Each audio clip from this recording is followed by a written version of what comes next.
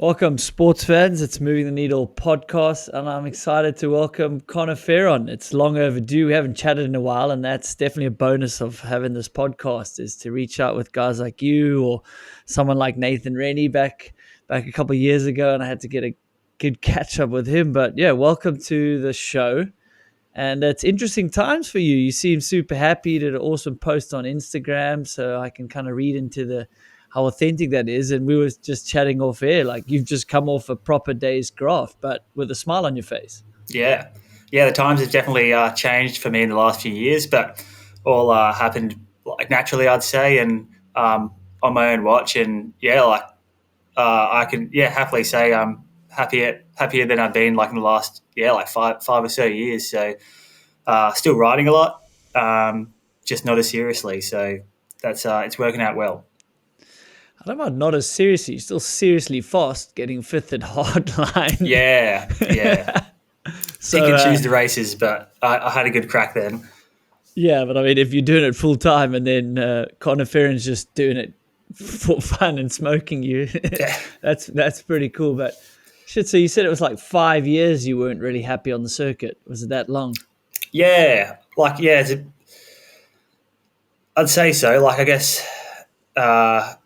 I guess my best years I think were from when I was 20 to 25, and then I don't know, just going back how far. I don't think I ever was like my dream to race my bike as my job. It just sort of happened. I said it was my hobby that it just got out of control and ended up racing the World Cups for 12 years.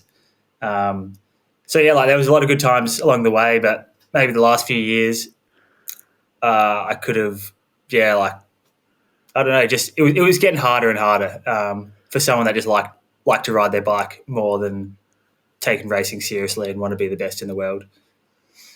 So did you not know what you wanted to do and that kept you in it? Or were you like forcing yourself because how cool is it to race a bike? Like what was that sort of mental fight like the last few years of like, I'm not having fun, but I should be having fun? Or did you just like not know what you wanted to do as a career after biking? Like, take us Yeah, through that. yeah. Well, I think I always knew I was going to land on my feet. Like I got a lot of mates in the trades at home, and like always got offers for jobs, like if I ever needed them. So I wasn't really worried of what I would do, and I was never scared of getting a job. Like some of the guys in the World Cup circuit, it's like they're so scared of just having a normal job. I am. I'm Yeah, one of those you are. guys. Yeah, yeah, like Dude, 100%. yeah. But I sort of was never. I never was like that. I like working and uh, just like talking shit on the job site. Like, that's fun to me. Then going riding on Friday afternoon and the weekend like just makes it feel that much better. Um, but to answer your question, I stayed because there was always an option there. Like Depel will probably like he's been a big part of my career, and he's always had my back, and he always had something on the table for me. So it's sort of hard to say no when there is an option to just sort of keep riding your bike and not have to worry about getting a job. And also the team I was on, like with Maddie, Ant Man, I love those guys. Like they will come to my house in the off season. I'll go to their house. Like they're literally some of my best friends. So just being able to do it with them also kept me in the game. But if there was ever a time where I had to go to a foreign team, or like I had to, try really hard to get a ride, like that would have been it for sure. Like I just wouldn't have done it. So yeah, pretty much just hanging out with Maddie and man. The team was awesome, and I do love riding my bike, and you can do a lot of that. So it was just like it was worthwhile to keep going and just and do the races. And that said, I was trying hard at the races, just it wasn't that enjoyable anymore. Yeah, for sure. And you were on Kona for a long time. Like, did that also just kind of happen because it seems like they didn't put a pressure on you? And then you've mentioned on here, and I read that you never really had a goal of like winning races. Like results were not the driving force behind you becoming a pro. So Yeah. was that natural, like landing on Kona, or were you kind of seeking out a team that would allow you to have the freedom, to have the enjoyment? Because that's kind of what I'm hearing is like that's when you did perform your best. Yeah, exactly. Like the Kona was just, it really was a perfect fit for all those years. Like the company and the owners, Dan and Jake, they are awesome dudes. And they were just happy with me doing what I was doing. They were never, like putting pressure on me to get better results. Obviously I was trying my best at the races. And for a few of those years I was doing pretty good and like really proud of that. But yeah, it's just the perfect fit. And it was just contract after contract after contract. I think, it would have been almost, over 10 years, I think, on Kona. So it was a long stint. And like I will say, the bikes weren't the best World Cup like race bikes, but they were pretty awesome. Like I liked them. They were like just, you know what you're going to get. Like the downfall was the square edge hits, like fast square edge hits. The Kona wasn't very good at. So like for World Cup racing, wasn't that good. Like maybe when the other bikes got really better, like towards like the end of 2017, 18, 19, like I think the other bikes started to get a lot better. But before that, the Kona was fine. It was just so predictable, like so good at cornering, like had a lot of front end grip, and I really liked riding the bikes. And yeah, just everything about the Kona deal was enjoyable to me, and that's why it lasted so long. And did you go over as a junior? Did you do World Cups as a junior, but in the elite category? Like I forget when they started the junior category, right? Yeah. So yeah, my the first 2 years in 2011, that was my first year of junior, but it was still in the elite category back then. So I'm the same year as Loic. So it was like me, Loic, Troy was that first year, but he's a year older than me. And then my second year junior, which was still in the elite, was like Richie Rude had come through, Loic again.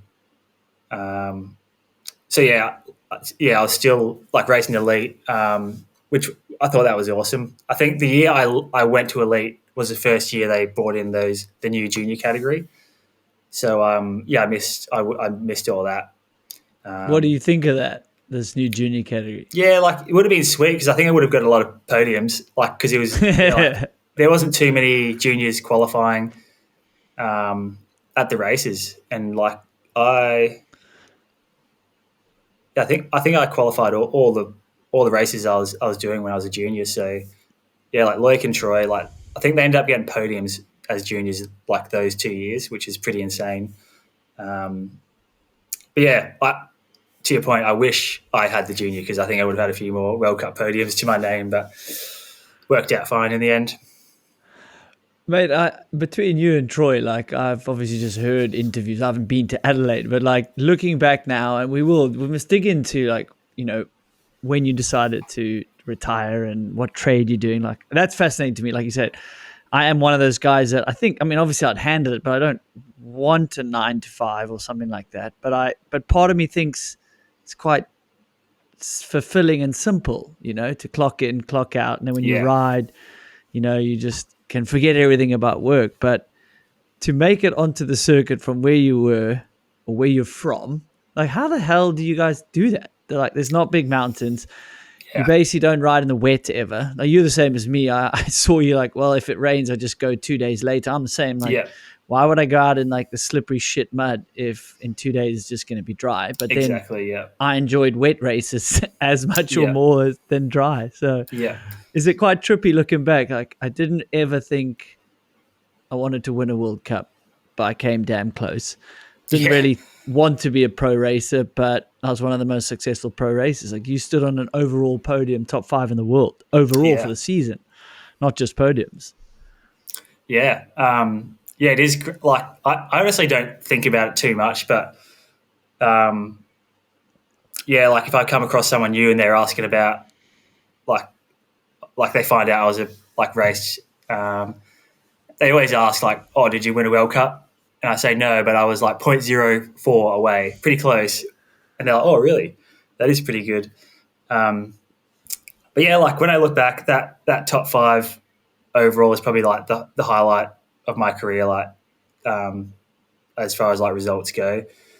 A few podiums. But yeah, it is trippy. Like it feels like it's gone by in a flash, really. Like the whole time, like I feel like it was only like a few years ago where it was me and Troy, like under 13s, under 15s.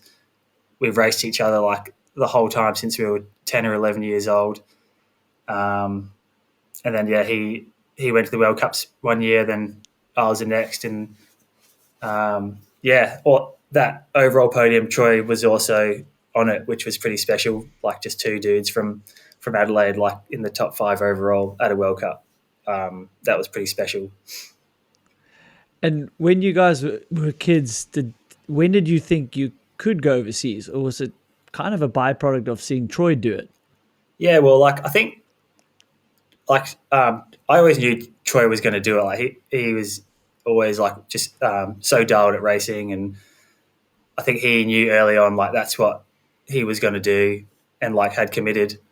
But like even the year he did it, like I was still I felt different to him. I'm just a dude that likes to ride my bike. Like my friends all ride, but they're not like professional or anything. And that's just sort of what I always felt like. So when the opportunity came, like even that first year, I was like, oh, this will be fun. Like can't see it going, keeping on going. Like, but it did. But yeah, I don't know. I don't think I believed it till I was there. Like Mont Saint Anne 2011 was my first World Cup. And I think that's when it really hit me that maybe I could do it. What took you over? Were you part of that Aussie Junior program where they go do other races, or did you have to self-fund it just on your own? Like, how did you get over to the first few? Yeah. So I was sponsored by Kona in Australia, and Kona had like made a bit of a comeback, and they'd got Mitch Delfs for like a World Cup team, and I don't know how it happened, but I ended up. I think my parents paid for me to go and like fly to Quebec for Mont Saint Anne, and I did Mont Saint Anne and Wyndham, like which was the week after, just with Maddie and Delfs, who was like the Kona World Cup team, and it just sort of happened from there. Like I qualified for both those races, and I think they were pretty stoked with that. So I think that first year in 2011, I only did 3 World Cups. I think I did the Mont Saint Anne, Wyndham, and Val de Sol, and World Champs in Champery.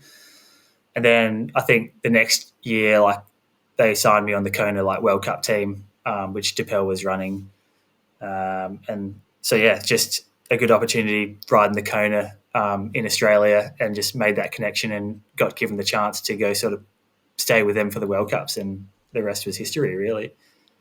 Yeah, like you said, over 10 years of history. It's so cool how it worked out. And obviously with Mitch Delfs, you would have been maybe a little bit more comfortable being a fellow Aussie.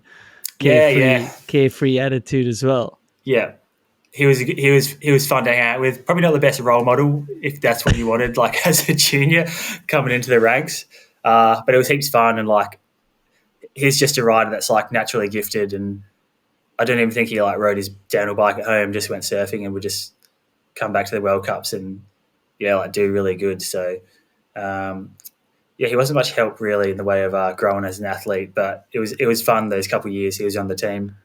Well, what sort of mischief you guys get up to? This reminds me of some of my early years with Sam and Rennie and Kavarik and all those guys for sure. Yeah, I think he was just more excited for the after party than the actual race. I think and just like he was just a dude on an adventure. Like seemed like going around the world and loving it.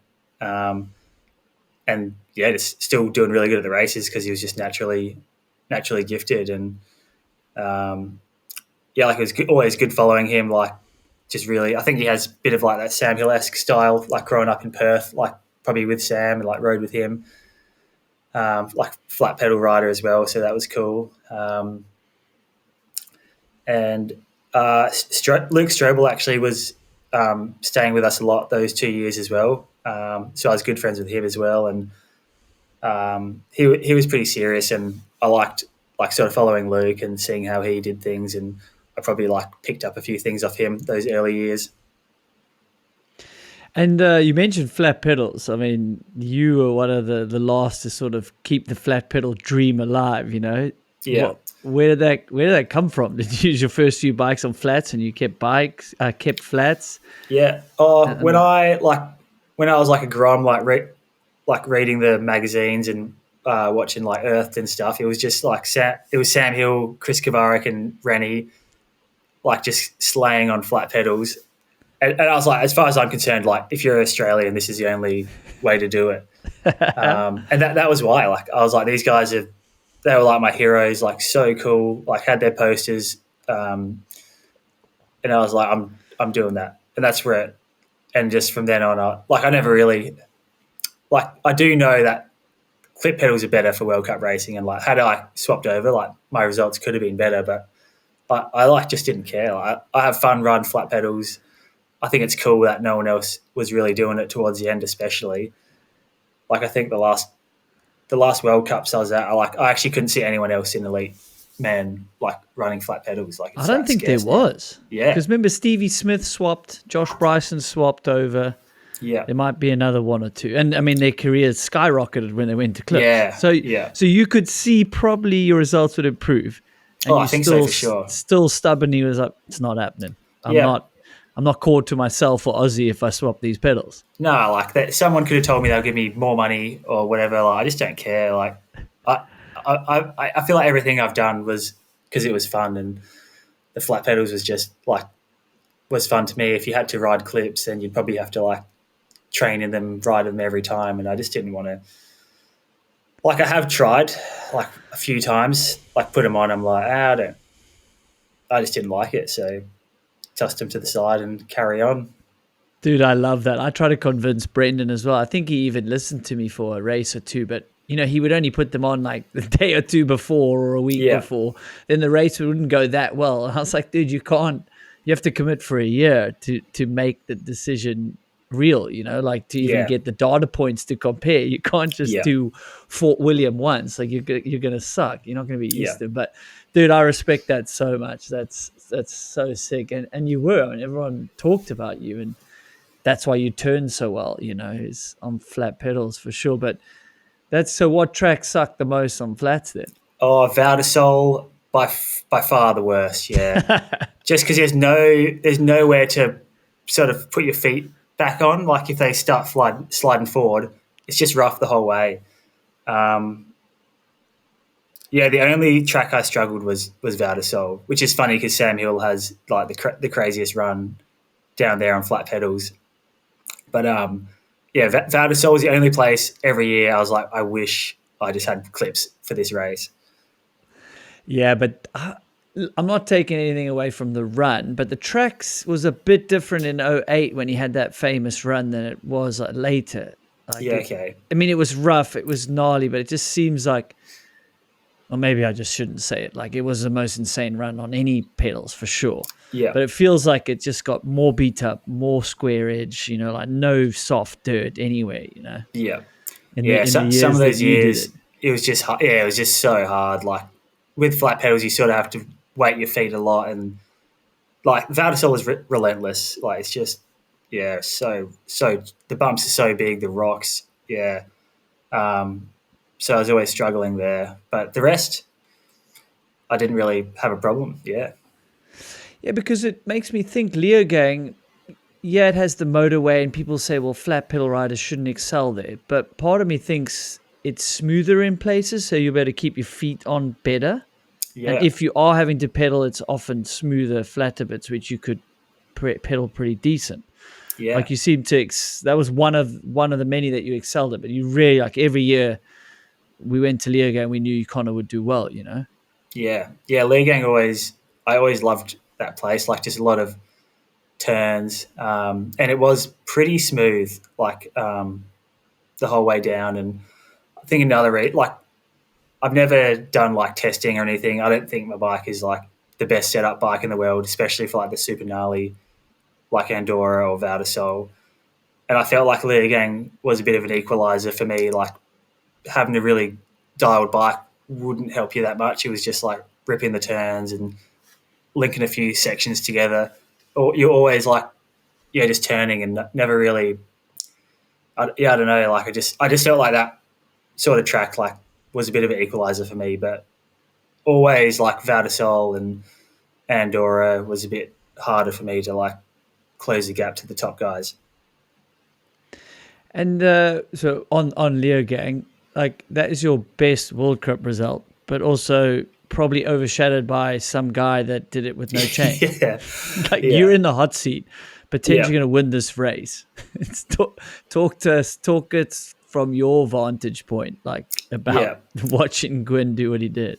Well, like that run off the fadeaway near the bottom, I actually landed outside of the outside of the tape, and the tape was on the ground, and I just like for a split second I was outside and just like angled back in and went straight back across the tape. So I finished, and I was like, I'm going to get disqualified, like because a few people have in that exact spot. You know, you come off those rock roll near the bottom, and people were fading wide over the tape. Like I think Bernie got disqualified one year. Anyway, like I didn't get disqualified, but that's what I was thinking. So I was just happy to not get disqualified when I got second, and it was also my first podium. So I really didn't care that I didn't win, and I wasn't like counting the chickens before they hatched either. Like I saw Gwyn had no chain, but at that point I was just so happy that I had put down a good run and was going to get second. Because that year I was crashing a lot. Like probably had a few chances before then to get a podium, but was just crashing, and it just felt out of reach. Like I was like, I'm never going to get the podium. Like that was the goal, and I just So once I sort of got that, I came down second to last and got the hot seat. Like my day like couldn't have really got any better from then. But yeah, it is funny. Like every time that video of Gwyn comes up, like people are tagging me in it, but yeah, it doesn't bother me. Like, I don't care. That run was crazy because it was a pretty pedally track. Like it was impressive. He run with no chain like that track and that year. Yeah, well, that's what I thought at the time. I was like, surely you got to put some pedal strokes onto the motorway, even if you get the stump section good. Yeah.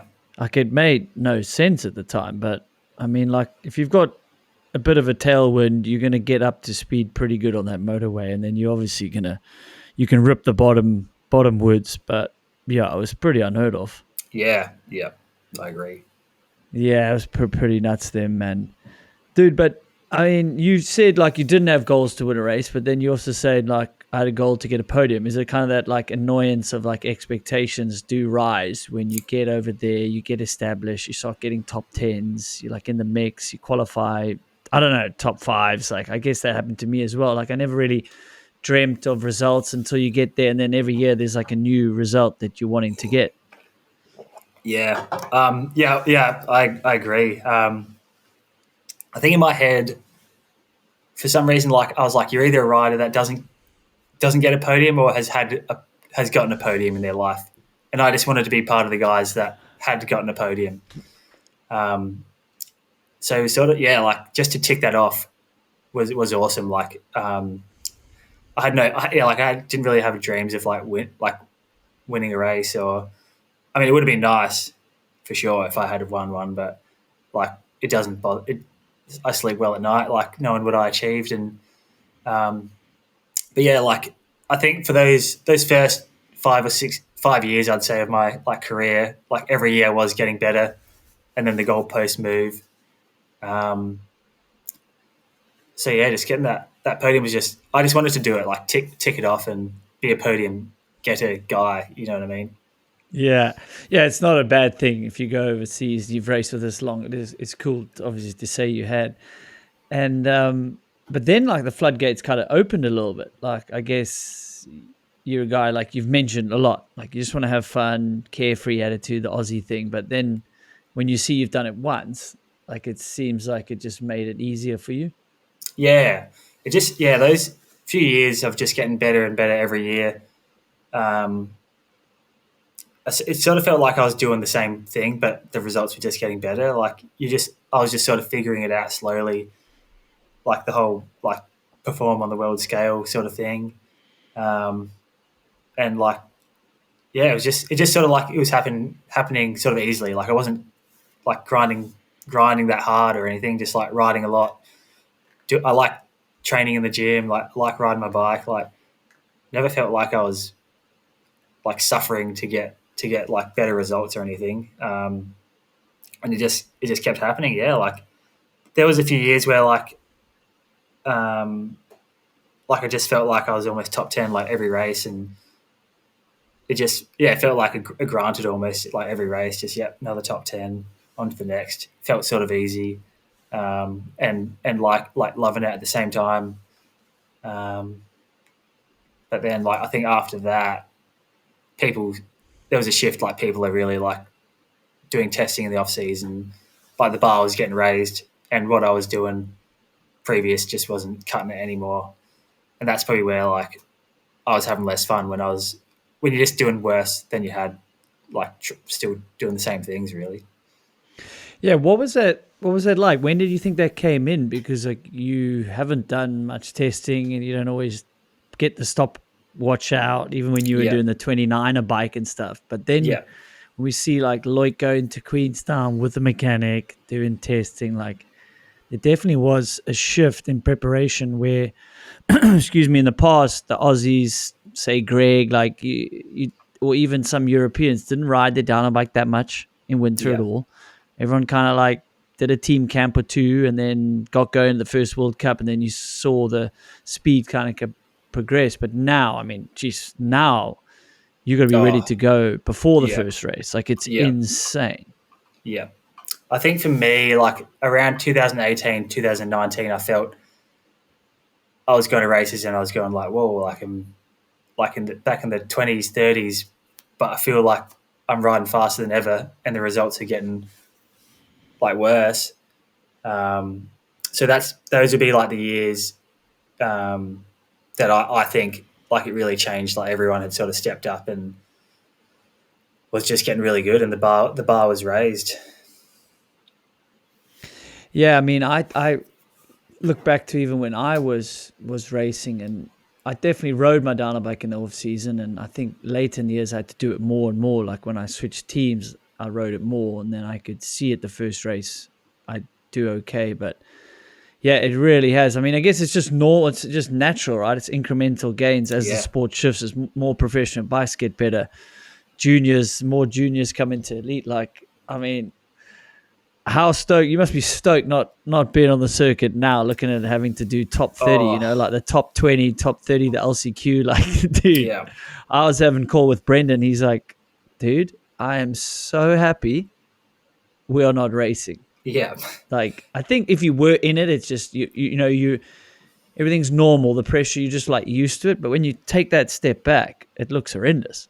yeah. Oh, it looks so hard, and yeah, I'm so glad I'm not there. Like just that, like Ludenville, like how many people were just crashing. Everyone's just going 120% because they have to. Like if you there's no playing it safe anymore unless maybe a Loic, Bruni, or Marie. Like you have to ride 120% for them all. Like Q1, Q2, and like the last few years where I did, and they had like the semi final and um, the first qualifying, then the semi final. Even then, it just like you're not even thinking about the race.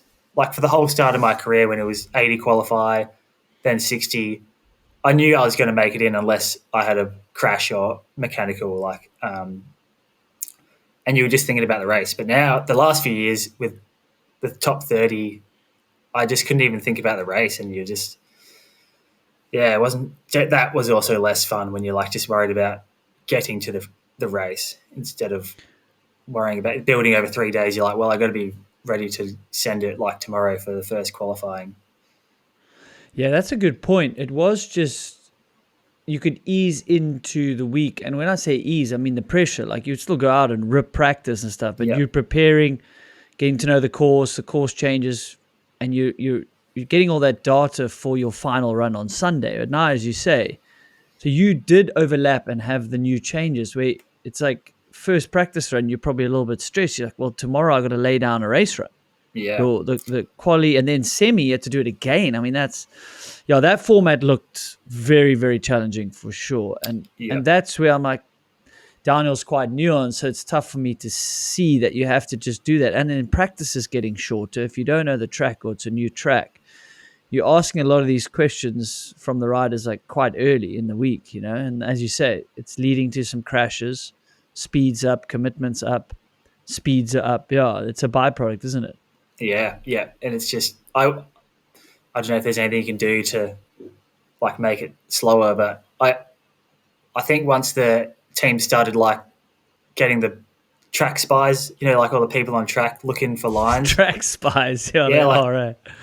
when the juniors started practicing before, like I think were they doing it a day before the elites or something, or like just the morning? Yeah, I think they were doing it after coursework or before or Yeah, something. Maybe it was coursework and then a junior practice, the yeah, the one schedule when you were still yeah. racing, I think. Felt like when that happened, the juniors practiced, then you had the spies on the track, and it just felt like the second run people were just flying because the main line's already, where no one was puzzling. Like the line was there on the first run basically, so it's just on pretty much from the first run of people just like slaying, like going so fast, and you just go faster and faster instead of like I remember like in the early days like 11, 12, 13, I felt like I was cruising that first day. Just figuring it out. Like even the track we'd ridden before, like felt like the first time sort of riding it. But the last few years, like felt like within like 2 or 3 runs, you could like put down a fair heater already.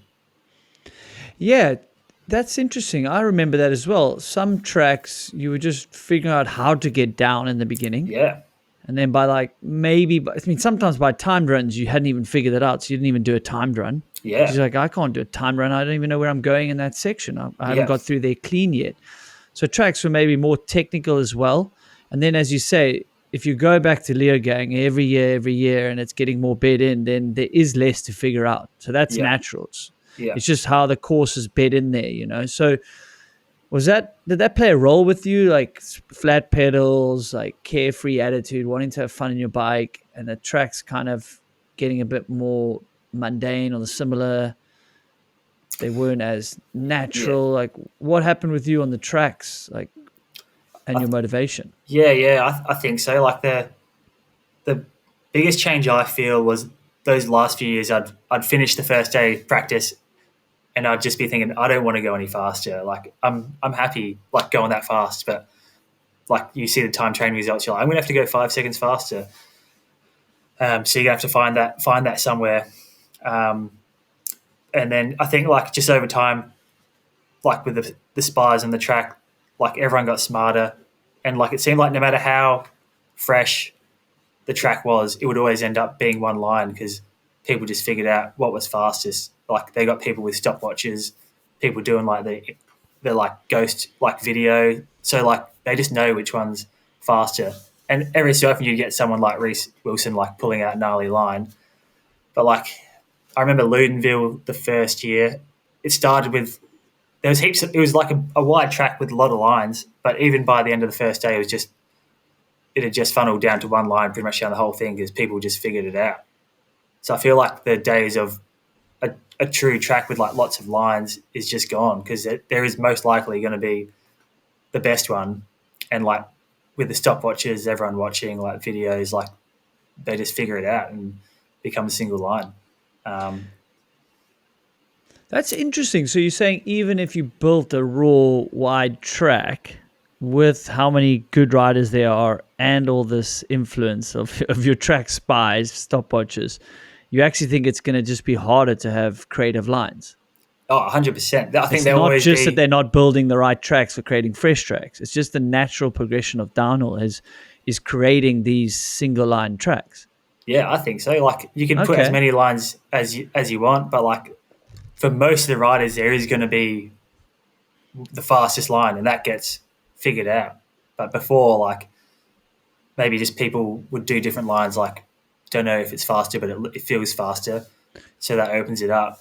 But I noticed for sure, like by the end of racing and even watching now, like it's just a single line. If there was no even the races this year, like everyone looks the same basically. I think like if there was no commentating or like split times, you would have no idea like what the difference is. But there is Yeah, outliers, like someone. Yeah, there's Someone will difference, pull but out. I was a bit bummed with Leo Gang. It's like it doesn't look. I mean, obviously Jackson is fun to watch, right? He's on Yeah, off the ground half the time, but yeah, you've actually said a good point. Like it maybe is a natural progression. It's not just track builders or Warner Brothers. It's like it's just how it's going to be. yeah. Oh, Um, absolutely. I think so. yeah, because I do remember some evenings I was more stressed about how to get clean through a section than like you say, I've got to find 5 more seconds. Like I don't Yeah, know. Not that I don't know where to find it. It's like I don't want to find it yeah. because That if was I my thoughts. go and Yeah, find it, yeah, I could risk putting myself into the ground here. yeah, yeah. And like, yeah, probably not feeling like comfortable, but you're like, well, getting paid to be here, so better pony up and like try and do it. But yeah, it was getting. I think the last few years for me, anyway, were just I didn't think I belonged there anymore. So it was just sort of like trying.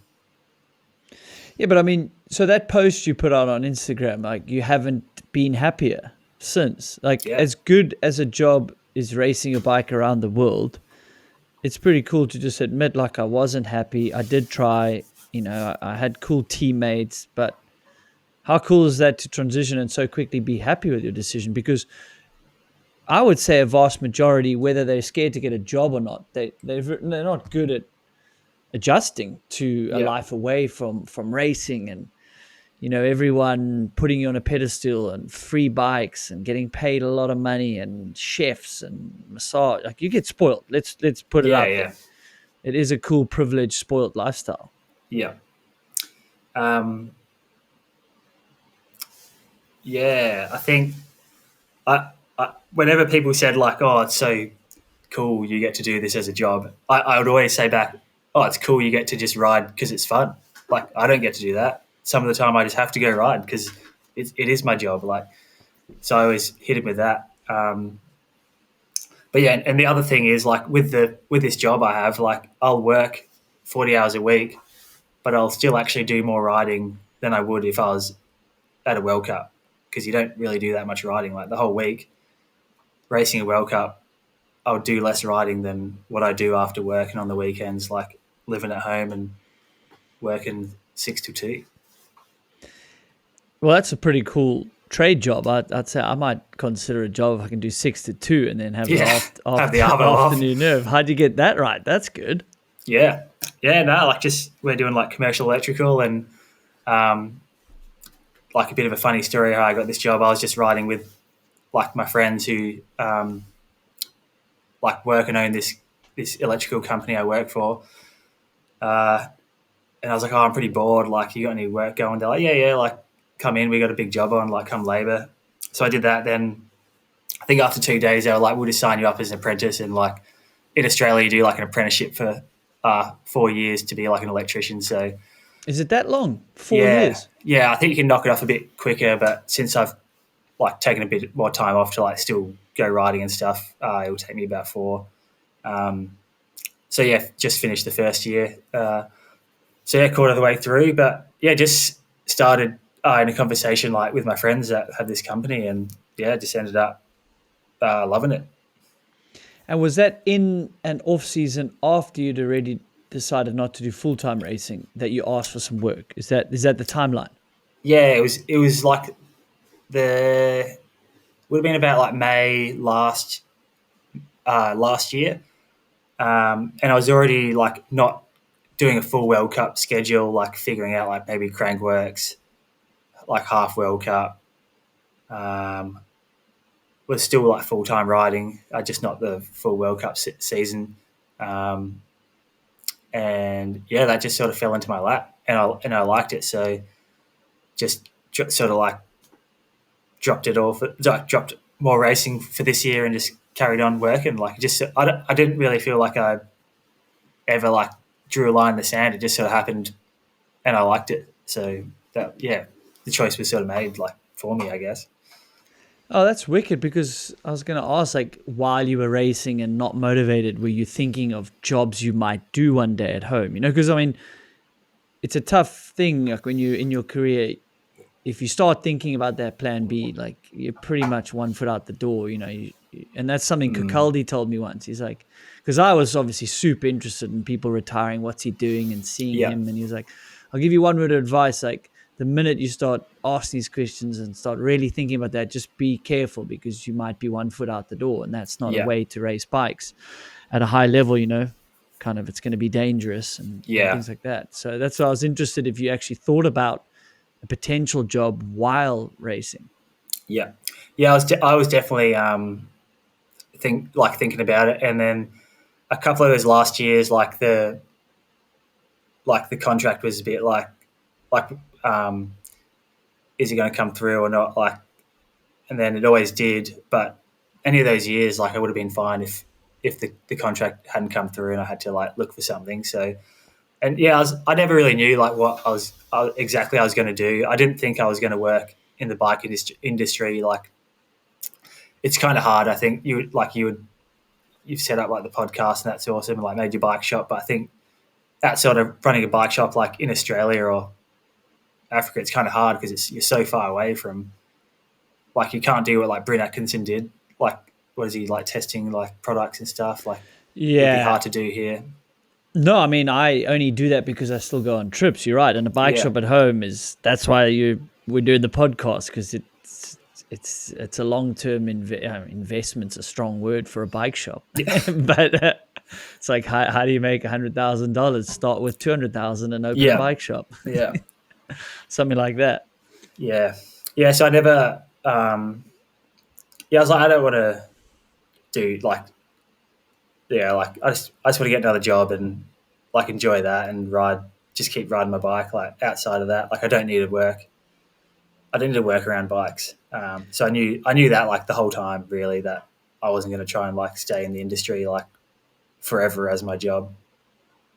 Yeah, and you haven't really been your writing's done the talking for you. You haven't always been as outspoken or as verbal. You just get on with your thing. As we said, carefree Aussie. You're not a spokesperson for the sport. Yeah. Or you just get on with it. Even when the tracks, some of them did suck, especially for your riding style. Are they good for the greater good of downhill? Not all of them, but that's the venue that has the money. And we need a certain amount of races for a year. So, I'm not bitching. It's just... Yeah, it is what it is. It is what it is. But you could factually say they're not as good all the time, and you didn't really let that be an excuse, or you didn't bitch about it. Yeah. Yeah, I just... I've never been an outspoken guy. I just like to work behind the scenes and do the race and then go to the next one. And, I guess I never really speak I feel like our team's always had a little bubble away from the main scene. We're pretty small, always at the back of the pits, and I did feel we just kept to ourselves and just went to the races. We'd always be riding the day after, me, Maddie, Ant-Man, whoever was on the team, Josh Button or Delves, and just stay out. I just stayed out of voicing my opinion or whatever, because I am a pretty introvert, quiet guy. So I just liked riding my bike, go to the races, and just didn't need to voice my opinion or anything. Just did it. Well, now you've got the platform to do it and no one to keep happy. So let's hear it. Yeah. It's let's hear all your dirty laundry. Yeah. I wish I had more. I feel like Come on, let's go. What do you got? What do you want to say? What do you want to say, Connor? I'll give you the platform. Yeah. It'll be my fault if you get in trouble. Yeah. And I think I'm going to bore everyone listening if they're expecting some bombshells, some clickbait. I'm writing notes. Yeah. I'm let's get some clickbait stuff. No, that's not why I do this podcast. This is why I do it. It's to catch up with you and your thought process. That I guess this will be the longest we've ever had a chat, right? Yeah, Isn't for that sure. Odd. Yeah, ironic? It is. Yeah, over the years. Yeah. Yeah, I can't remember when when honestly we spoke last. It's been years. I think. Can't remember. It's gone into a blur. But no, I've never had any big drama or I've always been pretty happy where I was, and so there's not heaps of dirt or shade to throw on anyone, unfortunately. But I feel all the years I was just they're all pretty the same. So even when I went to Forbidden, it was still DePel running the team. and the same people, like most of the same sponsors on our bike was the same as Kona. So even that wasn't really like a change of team. We just sort of swapped out the frame from Kona to Forbidden. Um, and yeah, I was like hoping to do better on the Forbidden, and like was feeling good, and the bike was pretty good, but I think the level has raised pretty far by then, and I just wasn't able to keep up. But yeah, I was hoping to do better things on the Forbidden, but never happened. You did ride a trail bike Oh, against that was sick. the best World Cup riders in the world, so you Yeah, should probably give yourself a little bit of credit. And for yeah, people that didn't know, when you first signed, they didn't have their downhill 200 mil bike yet, right? yeah. No, they didn't. So we rode the Dreadnought, and I had it. It was only 154 like mil travel on the back, and I had a 180. 154. Yeah. I thought it was at least 180 or Nah, 70. so they made a link to give more travel, but it didn't fit on the medium. So Magnus Manson rode a large, and he had a bit more travel, but it didn't fit on the like for whatever reason, like clearance, like it just didn't fit. So yeah, mine was just 154 with a 180 mil boxer, and I actually I love that bike. Like I raced Lords in it, Fort William. I think I got a top 20 at Fort William. Like the bike was so sick. Um, and it sort of opened my eyes to like what you could do with like that little amount of travel. Like, and I feel like Jackson Goldstone, the way he rides, he could easily do that on a bike like that, because it looks like he doesn't use any suspension. His bike looks hard and fast, and just he doesn't hit any bumps. But yeah, that was really fun racing that Forbidden Dreadnought like that first year. But I mean, it obviously held you back a bit, right? I mean, fun Yeah, to ride, yeah. playful. You can't tell me it would have been as fast on certain tracks. Oh, yeah, probably for sure. Yeah, I can't like. I don't know. It was just really stiff, and it was like a high pivot, and it worked really well. I thought. But yeah, there's So it probably some felt like it sections. had more travel. Yeah, oh, for sure. Yeah, yeah.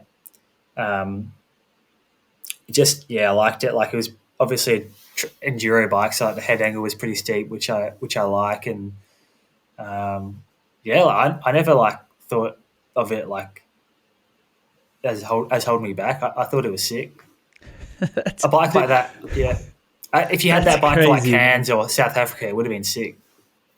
Yeah, definitely. I mean, yeah, absolutely. That would be a podium contender for sure. I Yeah. mean, that's the bike we all try to make or go back to on tracks like that. What was your upbringing like? Like this carefree attitude, like where does it come from? I don't know. So like my dad always took me. I got a brother and a sister, and I always just remember riding my bike. Like that's all I remember riding after school. Like riding to school, riding back from school, like jumping and making jumps like down the street when I was a kid. Like dad would take us like motorbike riding, and like raced a bit of motocross when I was younger, but always like preferred just riding bikes for some reason. And yeah, my parents just let us do what we wanted, really. Like never pushed any of like me or my siblings like to to like do anything really. They just gave us tools and helped us along the way. But yeah, my parents weren't like pushy or anything. Just gave me what they thought I needed and let me figure it out, I guess. But yeah, I guess like my parents are the same. Like they go to work and like enjoy their time outside of work too. So I guess that's where I got it from. And did your dad ride or race? Like, I mean, it sounds like he got you into it. Like you said, you go Yeah, motorbike riding or mountain biking. Like, was that a yeah, passion of his? yeah. So dad loves motorbikes, like MotoGP, like follows motocross and supercross. Um, he never really like raced much, but he was always into dirt bikes, and like we all rode like his family, like motocross like back in the day, and now he has like a few adventure bikes and like loves the touring side to like motorbike riding. And he raced like a few seasons of downhill when like me and my brother got into it. Um, but yeah, it was always just fun for him as well. Like sort of after work and on the weekends, and He was always like, "Oh, you got to finish school." Like he probably knew I could do it, but he wasn't like a. He was also like realistic and like most people, it doesn't work out, following their dreams. So he made sure I always had a backup plan, but at the same time, like gave me all the resources he could to like help me succeed. And did you guys do the national circuit as kids, or is that a little bit more challenging with how big Australia is? Like, did you No, just we race we did it. locally? Like, Yeah, how does it work? yep. So in Australia, a lot of the racing is like on the east coast, like New South Wales, Victoria, and like I live in Adelaide, like same as Troy. It's kind of close. Like you're sort of within a 10-hour drive of all like the national rounds. So it was always like a fun weekend away. Like had a few friends and like their parents went like so like our parents would hang out with their parents and like it was just always like a fun weekend away. So yeah, we definitely enjoyed like going to the national series like every summer in Australia. And I think it was sort of peaking like when I was in under 17s, under 19s. Like that seemed to be like when the national series was the biggest in Australia for me anyway. So yeah, like we did all those, and I think that obviously helped like with the career and yeah, it just felt like more for fun really back then. Like friends did it, like my parents liked going and hanging out with the other parents, and yeah, it never really felt too serious or anything. Yeah, I mean, it brings back so many memories. We did the same. We'd pack the car on the trailer, and Yep. my dad would drive through the night after work, and like the cooler box would be there, and my mom would be doing sandwiches for us and the Yeah. Yeah. friends, and Yep. it was so cool. Like simpler times, right? Yep. Yeah. 100%. Like that. That is exactly yeah. Like what my memories are like packing in the car and yeah, driving 10 hours to like a cool place to go ride downhill like that. Yes, it was so fun. Yeah, it's all I can remember. Just having heaps of fun. And did you get to meet Rennie, Kavarik, Hill at these nationals? Did they do some of them? Like you say, they were your idols, and you got like magazines and posters. But I mean, they must have done some of the races in the off season. Yeah, I feel like back then they would always sort of do like national champs, not so much the national rounds, but I do remember seeing like at Mount Stromlo national champs in probably when I was under 15s. I remember seeing like yeah, Kavarik was there, Graves was there, Rennie and Sam. Yeah, that was probably the first time I saw all those guys, and like I remember being actual like starstruck. Yeah, seeing these dudes in real life. It was so cool. Yeah, like getting photos with them all, and yeah, it was sick. So it was good. Yeah, it was so sick to see those guys. Yeah, it's so crazy. And then you obviously get to know them and race some of the same things. Like, did you become friends with any of them? Like, obviously, they're a little Um, bit ahead of you, like the Rennie Kavarik side. yeah, yeah. No, I feel like I'm friends with all of them. Really, yeah. Like there was a few years of overlap. Oh, like definitely with Sam, not so much Kavarik and Rennie. Like they'd sort of finished by the time I started racing World Cup. But I know them all, and yeah, like did the podcast with Rennie like a few months ago, and Oh, sick. Yeah, because he's got his podcast going as yeah, well, huh? yeah. So always like I do, yeah, chat to Rennie like on Instagram, like chat or whatever, or Facebook, like every so No, he's often, and Facebook, bro. Doesn't he send you Facebooks? yeah, yeah, I'm sure he see uses Facebook. the photos and stuff. So yeah, no, it's awesome. Yeah, like good to yeah, just yeah, like calling my friends and uh, yeah, it was so cool meeting those dudes for the first time. I remember how like genuinely like starstruck I was just watching because maybe it was more special back then because you didn't really see them. Like we had no Instagram. Like I'd just watch Earth or read the magazines, and like that's all you see. But now, like if someone was following like Troy, would they see him every single day on Instagram, and like maybe it feels more like you know them. But back then, they just felt like this crazy, unreachable person that was It's just on so the well magazine. said. Yeah, it's so well said. It is like you feel like you know someone, and then you hear them on Mm. a podcast and they're chatting for a couple hours. You kind of understand their thought process. And like you said, like if they're doing like proper behind the scenes interviews or on the Instagram, like, yeah, you know them so more, but they were just like superheroes. Because I mean, I was even earlier. Like I would just look at the race results and make my Oh own wow! picture of the race. Like my dad would download the race results, and be like, oh, here's the World Cup, here are the race results. Yep. And like you could barely get an article, and then those end of season videos, you'd get Yep. to know them a little bit more. Yeah. Yeah. Like there's I'd wait for like the Clay Porter video every year to come out and like watch. I don't think I really knew like when I was sort of like 11, 12, 13, like I don't think I'd follow the World Cup results. I just like watched Earth and like read the Revolution magazine, which is in Australia, which is like a pretty big part of the downhill scene here. Just read the magazine. So like even when I saw them at races, you wouldn't even know that they'd be there, because it's not like you're following them on Instagram and like see they're in Mount Stromlo. Like you're just there and they're there, and you're like, wow, there's bloody graves or whatever. And at what age did you think like you were fast or you could do it? Was it I a think juniors with? Yeah. I think I like always knew I was pretty fast, because like growing up in like the nationals, like I'd always be sort of like winning or second, and always sort of like second to Troy growing up. So he was like, I was always just, I don't even think I cared. Like I was never like, I just want to beat him. But like I'm good friends with Troy, and like he's had a like amazing career, but I always just felt like he was different to me. Like he was set. This is his path, and I was just a dude like just liked riding my bike. So it just felt different. Like he was destined for this sport, like in racing World Cup and stuff. But yeah, I don't know. I think like not until I was actually at the World Cup did I think that I was going to do it. I do remember like I think the first couple of years I wasn't getting paid very much from Kona, and then I don't know how many years in, maybe like on the third or fourth year, I got a contract for $100,000 from Kona, and I think I was getting paid like 20 grand. Like, and when I got the email, I just could not believe it. Like I was like, wow. I was like, I'm a millionaire. Like this is so, and it's a lot of money for someone who's like 21 or 22 or whatever.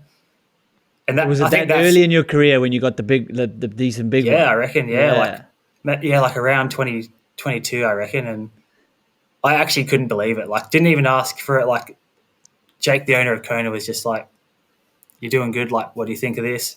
And I was just like shocked. I like actually couldn't believe it. What results did you have leading up into that? I reckon. Had you got a podium yet? I reckon. No, you hadn't got the podium yet, had you? Can't remember. What year was that? Would have been close to that year, yeah. Dude, that's maybe awesome. Maybe it was longer than 3 or 4 years. Maybe it was like around 2015. It was probably around that podium year, actually. Okay. Anyway, that was when I remembered. I was like, wow, like I'm doing this. Like, yeah, I just remember like just shocked how much money I was going to get paid, and like that felt like $1 million. No, it does. I remember I've told this many times, but when I got my first pro contract, I just scrolled straight down to the figure. Yeah. It definitely wasn't that much. Yeah. I think it was only like 15 grand, but plus a bonus. And I mean, for a South African as a young age, I was like, I'm buying a house, making so much money. Obviously now it's not enough, but back then it is cool validation. It's like this validation that all the hard work's worth it. You know, and you can take yourself kind of seriously.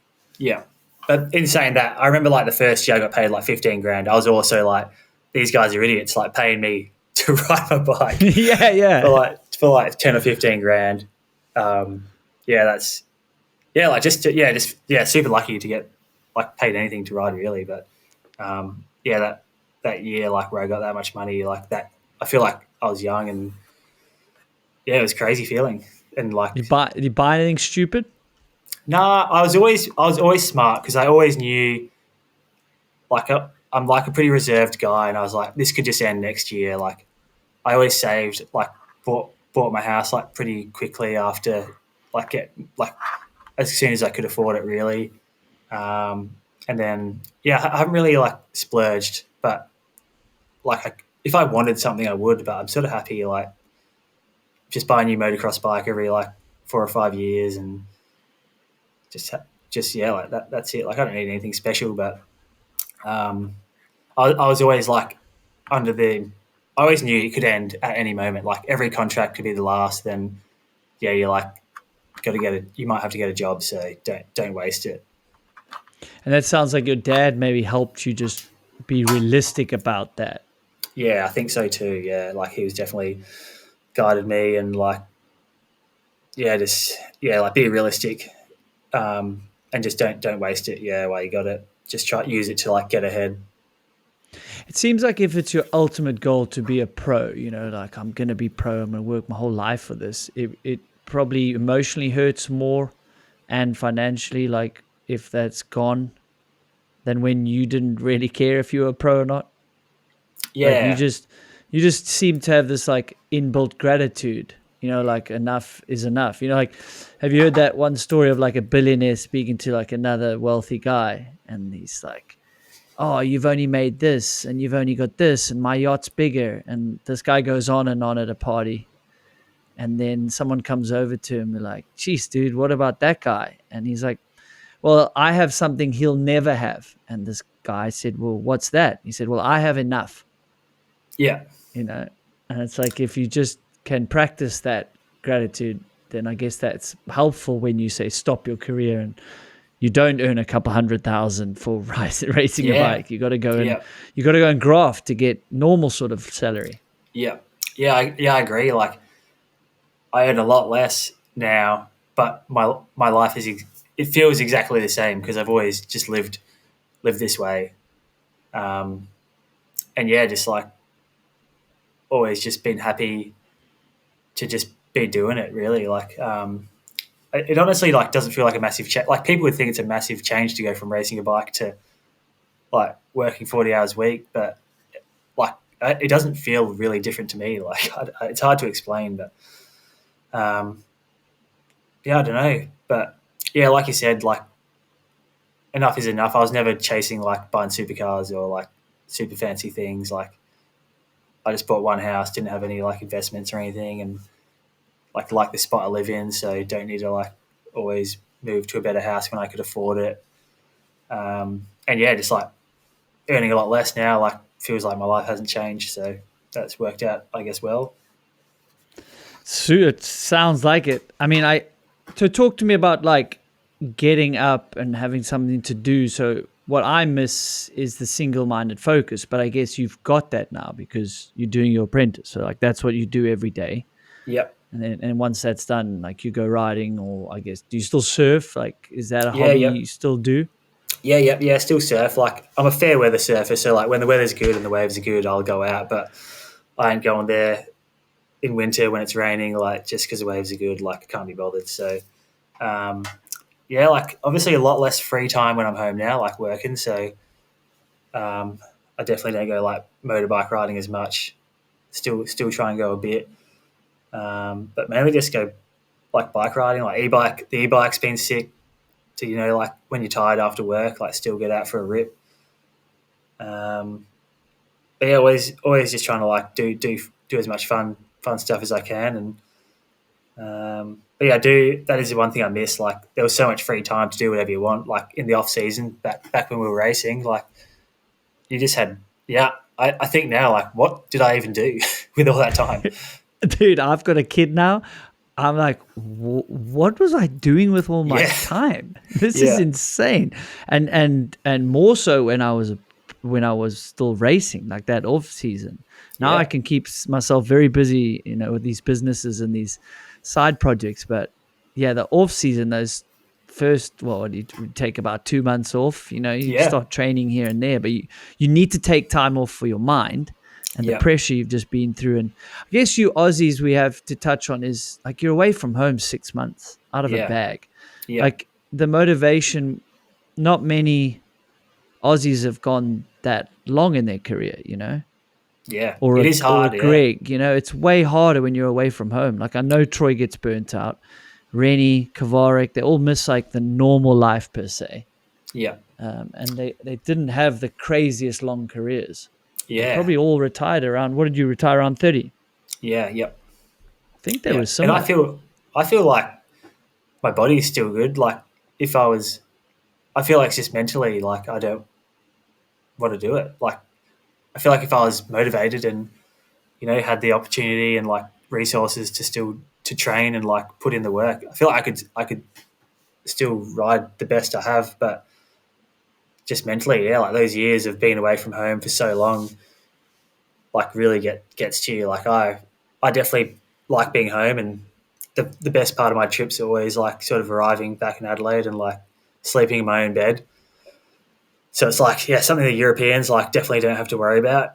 Like when they just fly an hour or drive to the race, like yeah, we're overseas for a long time, and that was another factor which I wasn't enjoying like a lot of the time. Yeah, I mean, if you have a good schedule, they're probably not home for more than, I mean, not away from home for more than 2 to 3 weeks. Yeah, And yeah, like, it's unheard. Yeah, you'd for be us, lucky yeah, if you, yeah, 2 to 3 months, yeah, it's like the minimum when you're from Australia, like getting home's super tough. Yeah, that's when I retired or didn't go back. I said if I did get a ride, that would be in the clause, flying home a lot more. Even I'll yeah, take way less money. yeah, for Like, sure. didn't really care about the money. I just needed to be home more. Yeah, That didn't work out. I'm very lucky with Scott. Like it transitioned to this perfect thing that I kind of wanted to do anyway. yeah. So very lucky with that. But it was a mental challenge, the transition. But I love how you've been able to handle it.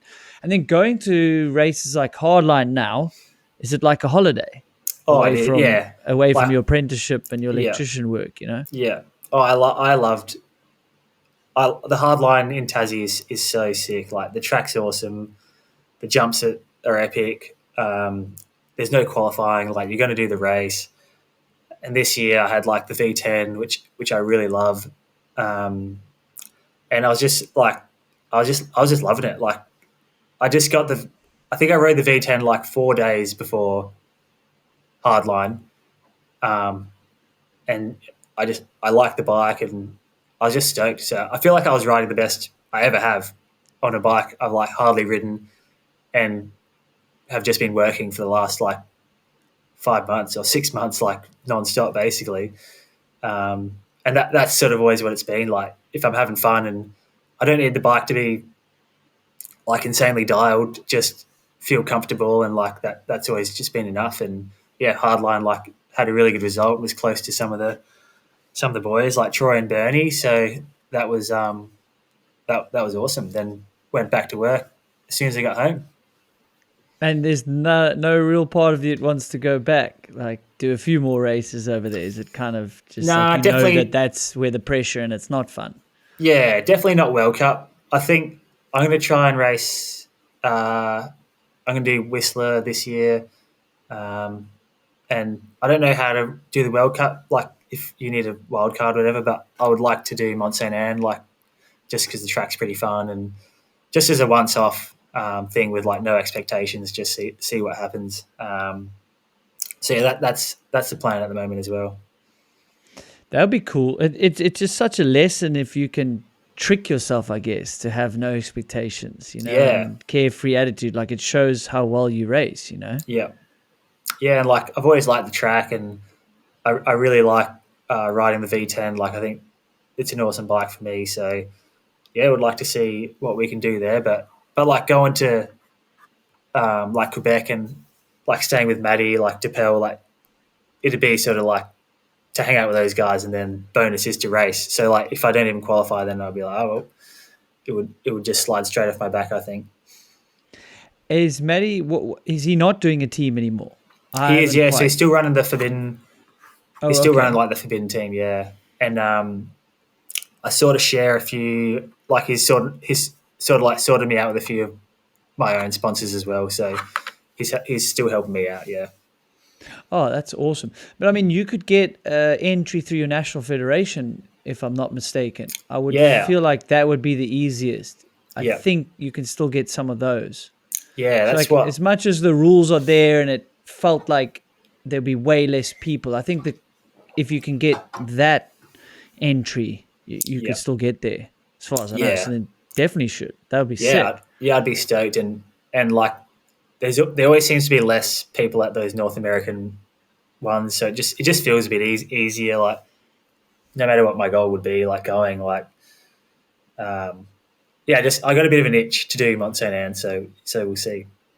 So you're still getting enough bike time, or do you not worry about that to feel like touch and feel? Like I feel like, geez, if I take a few months off, like it's a bit sketchy. This is kind of dangerous for me. But Yeah, you obviously didn't really fully retire. You've always like ridden and raced a few. yeah. I say retired, but like I think it's more like semi-retirement or just full, like just not World Cup like full time. But I ride heaps, just my e-bike and my trail Really, bike, but just not.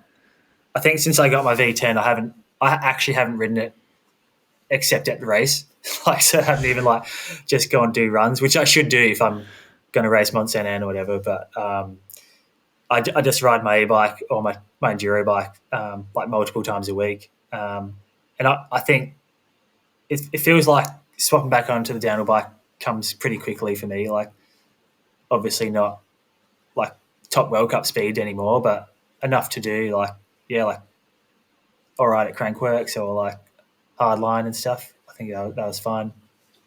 yeah. But I think if you're getting a couple days a week, you're going to have bike touch and feel. I mean, Yeah, I think that's so. kind Yeah, of absolutely. Yeah, you've done it for so long. Like yeah, eventually, you'll just within 3-4 runs, you'll get used to this.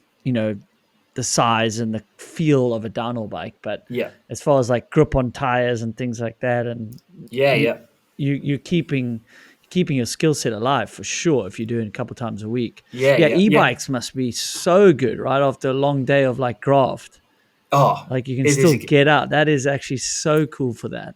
Yeah, and like even the e-bike, I find you you just like if I do ride enduro, like my just pedal up on my like enduro bike after work, I'll do like 3 or 4 laps of the downhill tracks. But on the e-bike, I'll do like 10, and I think the e-bike is also making me a better downhill rider just for more time, like descending or like shredding, really.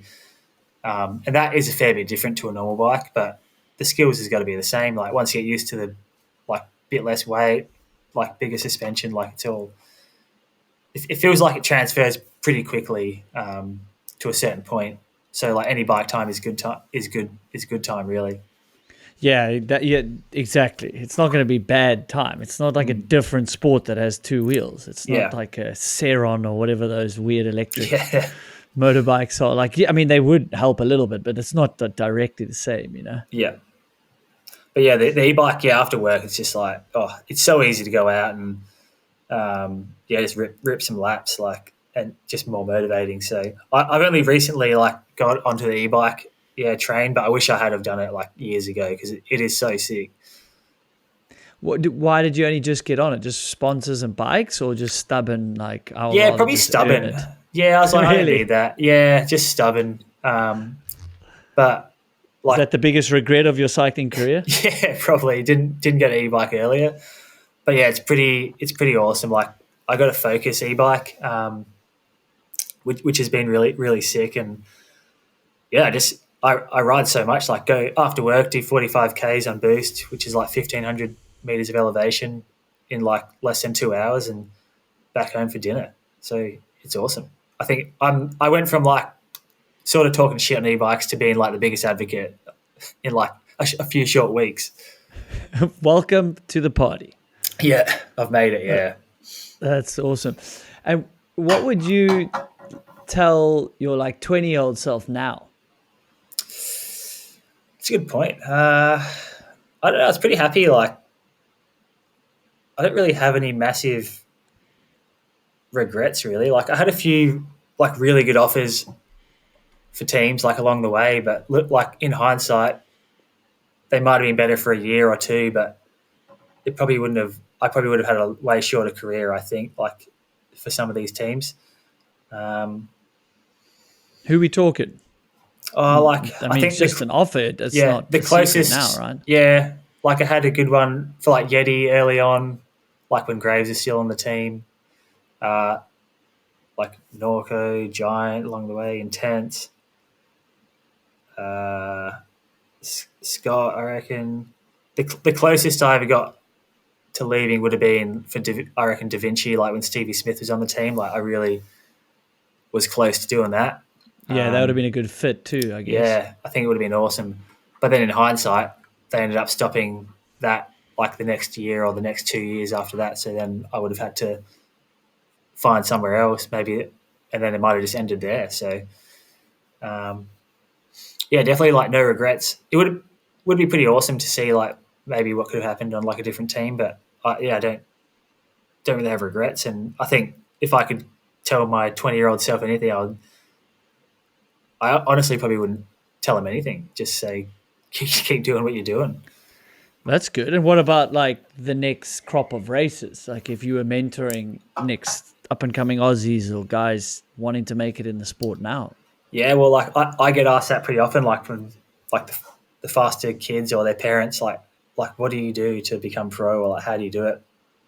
And I can only speak to like what I did, which was just keep having fun on your bike. Like that's all I did. Like you're riding now like a 10-year-old kid because it seems fun. Like don't think about racing or being pro. Like just keep if you like racing, like do the races, and follow the fun. Like that's really what I did, and it worked out sweet. So that would be my advice.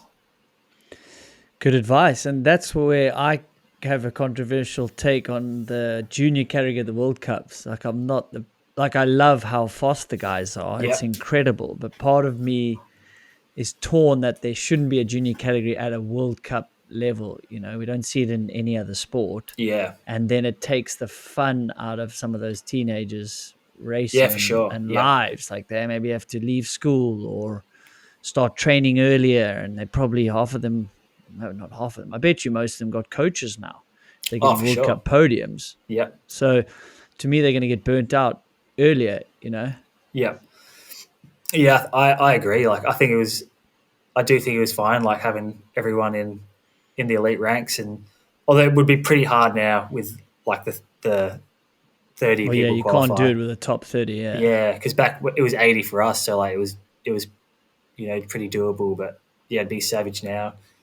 But yeah, it is a tricky one. Yeah, because like the kids, they're definitely taking it a lot seriously now, like in the junior category.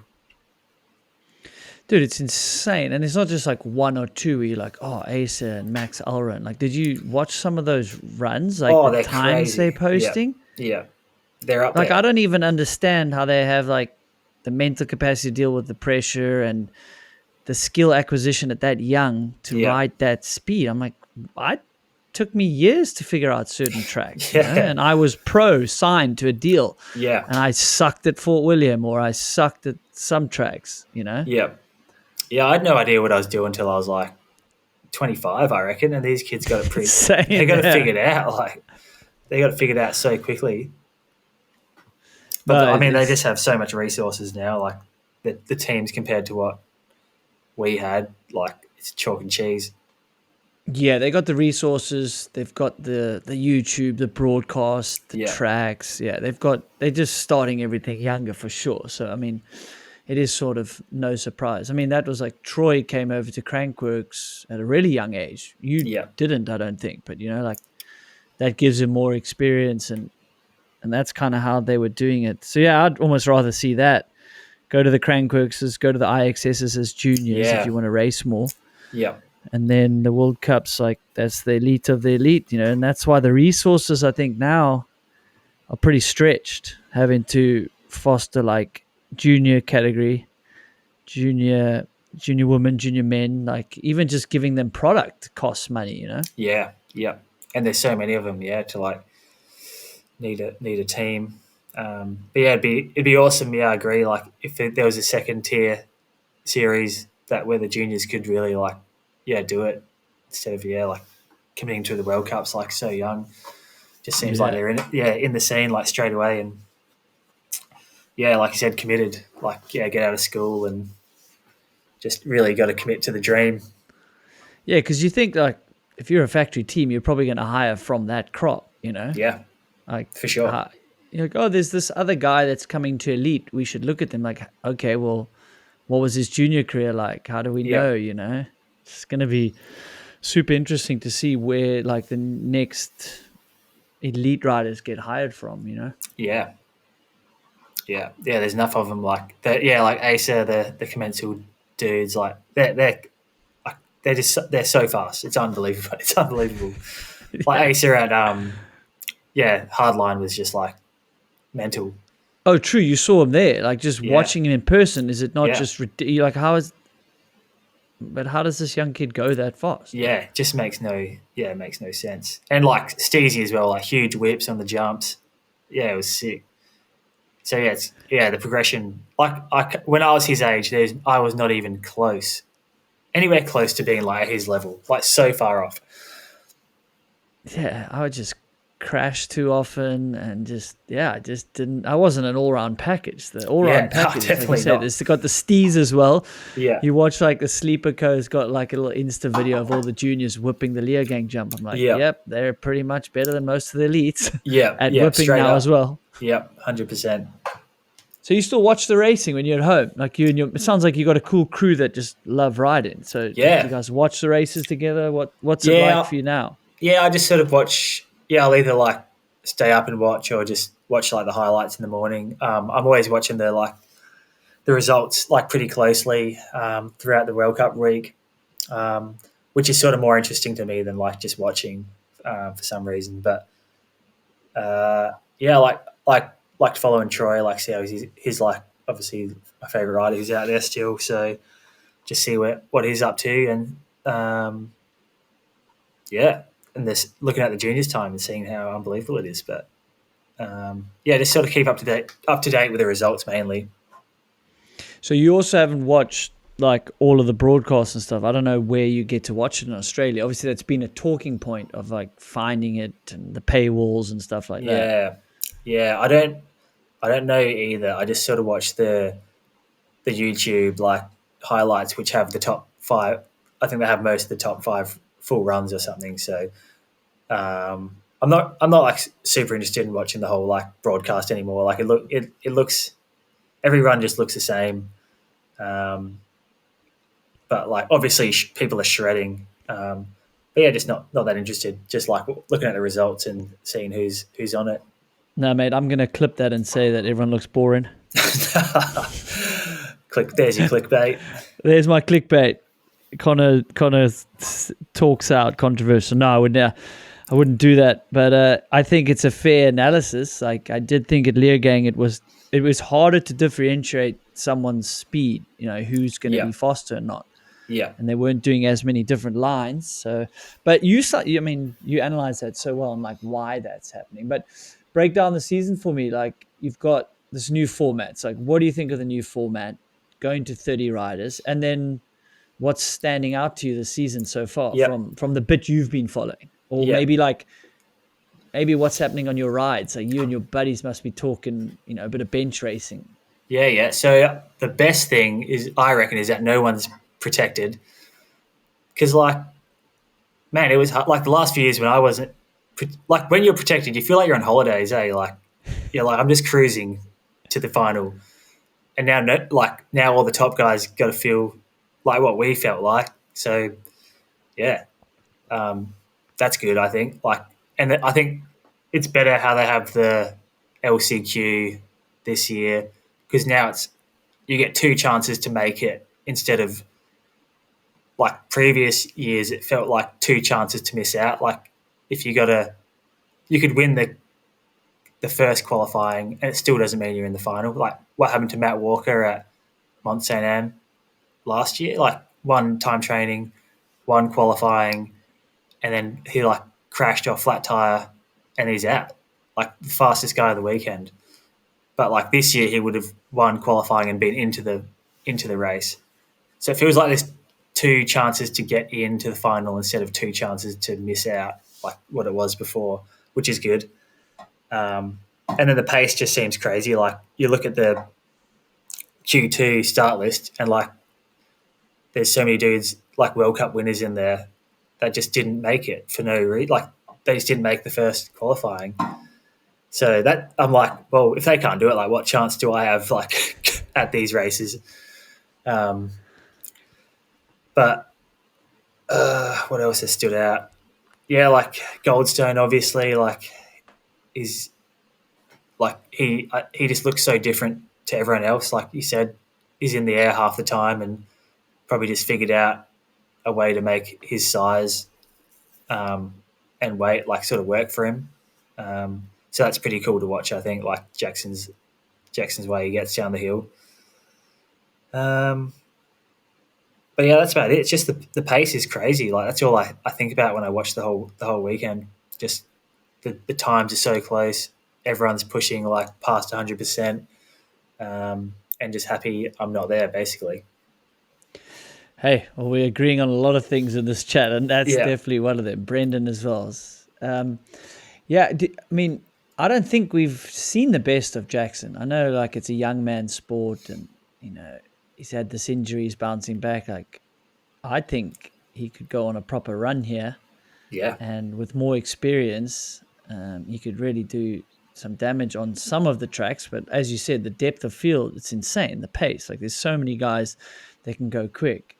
yeah, It's sort of harder and harder to have these big winning margins unless it's, say, wet, like Amri did at Val de Sol. yeah, But like, it's so crazy to see like Amri not quite have a finals good run and get 14th. Same with Loic at yeah, Ludenville. Like, when did we ever see that? yeah, yeah. There's just no. Yeah, it's just crazy. Everyone's just on the limit. And yeah, to I think Jackson when he won Mont Saint Anne a couple of years ago. I feel like a lot of the time watching the top guys like winning runs. I think if I could break down the track section at a time, I could ride that section like probably as fast as they do in their race run. If I just did one section and they were in their full Yeah. race run, but some of the things Jackson does, I'm like I could just section this 10 seconds of track and I couldn't do that, and he's just done it in a full run. Like yeah, that's some of the things I think when I watch him like him ride. Yeah, that Mount St. Anne run, I remember that. He literally made that track look like a jump track, pump Just track. crazy. Me Yeah, and my brother were just sending each other clips, and he was just like, "What is going on here?" So that is a refreshing way to see, people ride, and he's got that carefree attitude, like on his yeah, DJ decks before the final run. Like, yeah. it's quite funny. I It's reckon it's probably sick. Yeah, annoying. It's probably annoying to some of the like riders. I mean, yeah, he's for serious in sure. his own way, right? There's no ways you're not serious and taking this Oh, for seriously if you sure. can win World Cups for sure. Yeah, And you probably haven't followed a lot of it. Gracie Hemstreet is doing the same sort of stuff in the women. Like the way yeah, she's riding down the hill, down the bottom of Leogang Woods. It's like not all the men are doing some of those hops and sort of driving out of turns. I was like super impressed with that. yeah. Even Nina Hoffman doing the gap onto the wall ride at Leogang when she crashed, but I was like, I never did that. So like the girl sending it now is crazy. Like it's just progression happening. Yeah, for everyone really. No, you're right. No, the women as well. I mean, their racing is as exciting for sure. It's not just like one or two people that may win the race. Yeah, yeah, absolutely. Well, mate, as we draw to a close, you got to get rested for a full work day tomorrow, which you're embracing. Like, so you say it's a 4-year apprentice to get your proper like certification. Yeah, That side. yeah, yeah, yeah. So yeah, 4:45 a.m. alarm on site at 6:30, and yeah, we'll see if we go riding tomorrow. But yeah, another day living the dream. Can't complain. But then you say you knock off at 2 some days. Yeah, Okay, yeah. and that's like general in the electrician practice, or just this company you work for on this No, it's job? like Like, it's more like a commercial. We do commercial buildings, so like not houses and stuff. So like if they're building a new hospital or school or whatever, like we um, run we do like mechanical services. So like the air conditioning, fans and pumps are like these sort of things like we're wiring up. So it's in commercial um, job sites which sort of run a bit earlier than like everything else. So yeah, usually like six to 7 a.m. you started and work for 8 hours, and yeah, that gets you to like 2 to 3. So yeah, that's pretty standard really for like the commercial building side in Australia at least. Okay.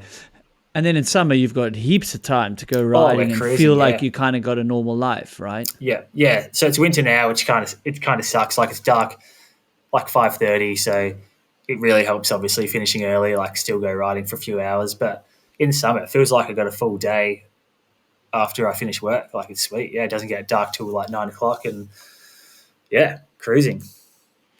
That's wicked. So, what races are we still going to see it? You said Whistler.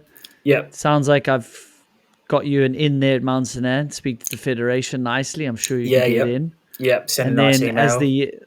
as the years tick on, what do you? How long do you Yeah, think you're still gonna don't know. throw We'll down see. Like under race conditions? definitely hardline in Tassie next year. Like keen for that. And I think this I'll put in like a proper like little boot camp. I reckon like might put some time on the V10 before that to see what we can do with a bit of practice on the bike. But this I think I'll do US Open as well this year. So yeah, Whistler still to come. US Open, Mont Saint Anne might be it for like overseas. Then just national like level sort of stuff towards the end of the year.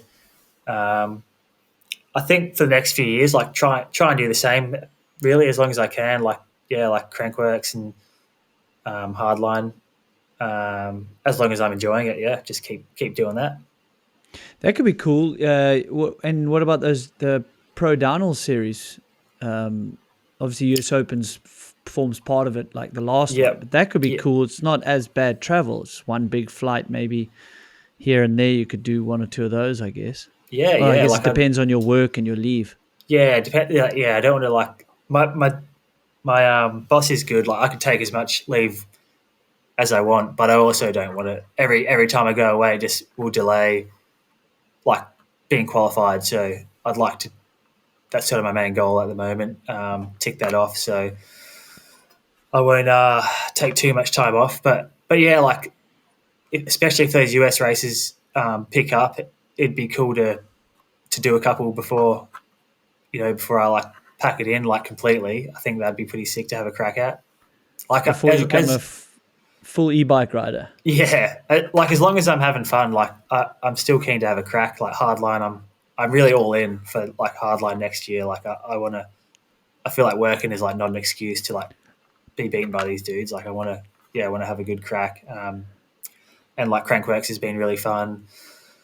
Uh, just yeah, the World Cup was just getting too heavy, so called it quits for that. But as long as I'm happy and want to do the race, like yeah, I'm keen to have a crack. How old are you now? 31 this year. Yeah, Yeah, you still got some years in you. yeah. It feels like it's gone too quick though. I feel like I'm more still 27 in my brain, but In your yeah, brain. yeah, the years are ticking on. We posed a question on one of these shoots, or I don't know where we were. We are like, what year do you associate, say, your friend as, and what year do you feel? Like you feel like you lock certain people in on a certain like phase. Yeah, Like for sure. I've turned 40 already. I'm obviously not going to admit to feeling 40. Yeah, But I'm probably like a little bit more like a 28-year-old or whatever. Like yeah, I'm not a 23-year-old. I was always a little bit more responsible with the yeah, music. yeah, yeah. And I then like a agree. Yeah, Brendan, I just lock in like 23, like yeah, he's just always the youngster, yeah, yeah. even though Yeah, he's makes got sense. more kids than me. Yeah, yeah. No, it checks out. Yeah. Mate, well, this has been fun, man. It's been great to catch up. Great to hear that you're doing so well with what can be a tough transition, right? It Mhm. really can. I mean, majority of sportsmen really struggle with transitioning to the next phase. So it's so cool to have a refreshing sort of view on it, and I think that'll be inspiration to other people. Maybe that's a good thing. Like, what would you tell other people dealing with lack of motivation, maybe the career's coming to an end, like and fearing the next phase? Yeah. Oh, just try to follow what's fun to you. Like that's all I ever did. Just follow the fun, and you're going to land on your feet one way or another. And you just can't keep like going down the road that's not bringing you joy. Like I think you just got to find out what brings you happiness and pursue that, and you're going to land on your feet one way or another. Well, there you have it, mate. Thanks so much. And to the listener, we hope you had a good time. If you did, share it with a friend and subscribe on whatever platform you may be watching, if it's on YouTube or the audio platforms. Till the next one. Peace. See ya.